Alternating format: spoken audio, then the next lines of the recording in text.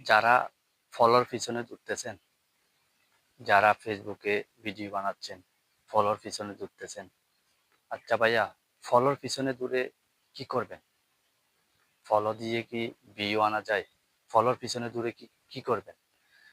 আপনি ধরেন ৫০,০০০ ফলোয়ার আছে আপনার।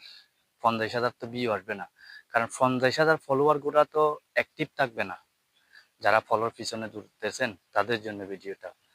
ফলোর পিছনে না দৌড়িয়ে ভালো কন্টেন্ট দেওয়ার চেষ্টা করেন, ভালো ভিডিও করার চেষ্টা করেন।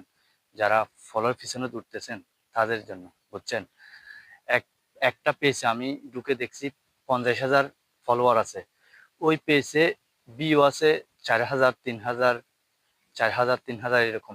আমি অনেক মানুষের অনেকগুলা পেজ আমি চেক করছি। ৩০,০০০ ফলোয়ার থাকলে, ৪০,০০০ ফলোয়ার থাকলে ওখানে ভিউ থাকতেছে দেখতেছি ৫,০০০, ১০,০০০, ১৫,০০০ এর উপরে ভিউ নাই। কিন্তু ওদের ফলোয়ার ৫০,০০০, ৬০,০০০ এরকম আছে।